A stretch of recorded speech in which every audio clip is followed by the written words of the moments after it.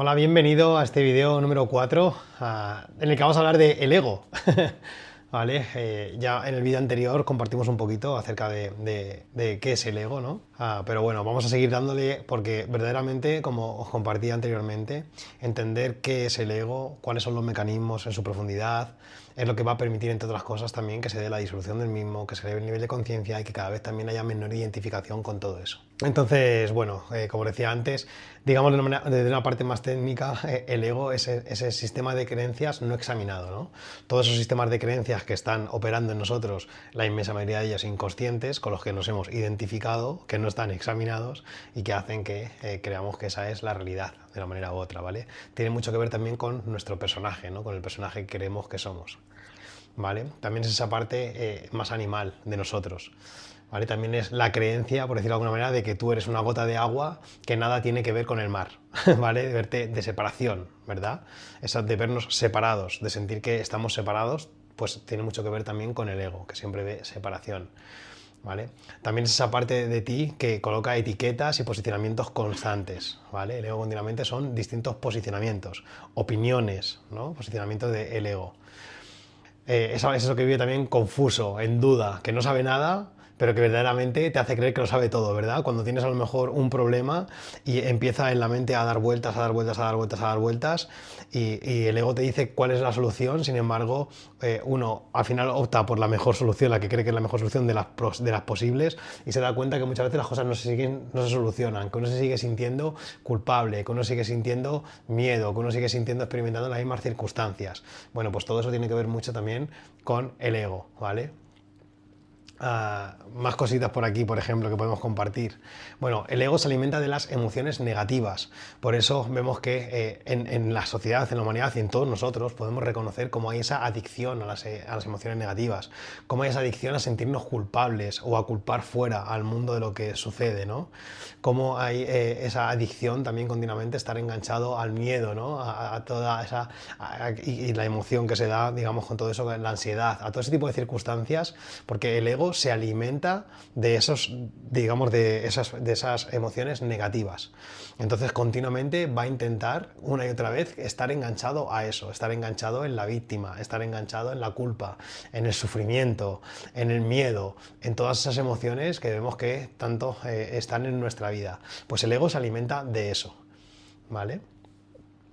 El ego también es caprichoso, manipulador y controlador. Podemos reconocer en todos nosotros esa parte manipuladora, esa parte caprichosa, esa parte controladora, pues eso tiene que ver con el ego. Eso no es lo que somos nosotros, pero estamos identificados con eso. Lo importante es reconocerlo primero, poder verlo en uno. También veremos, creo que es en la clase siguiente o un par de días más adelante, hablaremos también de la sombra, que es algo también maravilloso.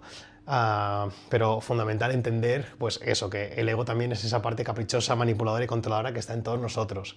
Es ese deseo de ser especial, ¿verdad? Ese único, de destacar sobre el resto, que también podemos reconocer en todos nosotros. Pues todo eso son mecanismos del ego. Todo eso tiene mucho que ver con ese ego con el que nos identificamos y obviamente que es parte de lo que trae sufrimiento en nuestras vidas, ¿no? Es la creencia también de que para que alguien gane otros tienen que perder y viceversa. Es competitivo, necesita ganar porque está construido un sistema de pensamiento basado en la escasez, basado en el animalito ese que llevamos dentro, ¿no? Por eso viene también a nivel evolutivo. El ego, ese sistema de creencias fue muy útil a lo largo de la evolución, pero luego ahora en este nivel de conciencia, obviamente en este momento de la evolución de la conciencia, el ego se ha convertido en una limitación. Es algo que la propia evolución de la conciencia sirvió para perpetuar la especie, para poder sobrevivir en según qué momentos, pero ahora mismo, obviamente, a ninguno nos va a comer un león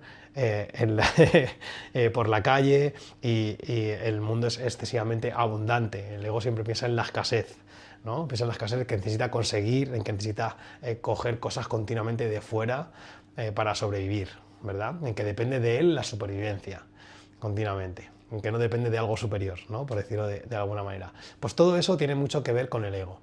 Entonces es importante entender cuáles son, digamos, como esas características, ¿vale?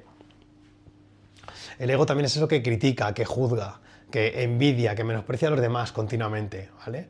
Y es esa idea también, obviamente, de que tú eres una mente y un cuerpo, ¿no? De que eres la conciencia, ¿vale? porque al final, obviamente, lo que se va disolviendo, cuando se disuelve el ego tiene que intentar sobrevivir, ¿no? Como ese animalito intenta sobrevivir, porque la disolución del ego es lo que permite reconocer, digamos, lo que uno es, ¿vale? Así que el ego siempre cree que la solución y el problema están ahí fuera, siempre intenta cambiar fuera, no permitir que el cambio se dé dentro. Por ende, lo que seguimos experimentando siempre, la posición de escasez que trae el ego, cuando dice que siempre las soluciones están fuera, obviamente, lo que está trayendo es siempre una sensación de incompletitud. Es decir, que siempre uno necesita de algo externo para sentirse completo. Eso también es lo que dice el ego, ¿no? Necesito de la casa, necesito del siguiente trabajo, necesito del siguiente ascenso, del siguiente proyecto, del siguiente para sentirme completo. Así es como vive un mundo egocéntrico, identificado con el ego, yendo como detrás de la zanahoria. Entonces, continuamente cuando se come la zanahoria, unos segundos después ya va a la siguiente, ¿no? Y eso es una sensación de incompletitud continua, ¿vale? La completitud es un estado que se da, es un estado interno, que se da cuando se van retirando las nubes. Entonces, no se requiere, uno se da cuenta de que no se requiere de nada externo, ¿vale? De que nada externo se requiere, de que uno es completo en este instante presente. Y que simplemente las cosas que se van dando en su vida son circunstancias distintas de las que se disfruta y de las que se siente gratitud, no de las que hay una necesidad por tener, hacer o experimentar. Así que bueno, esto es un poquito para que entendáis un poquito más en profundidad cómo opera este mecanismo del ego. También lo veremos bueno, en las distintas formaciones que hagamos, también eventos presenciales. Es algo fundamental, entender el mecanismo del ego, y veremos cómo además el propio ego va evolucionando. Como es un animalito que siempre intenta sobrevivir, a medida que se va dando la disolución del ego, va evolucionando.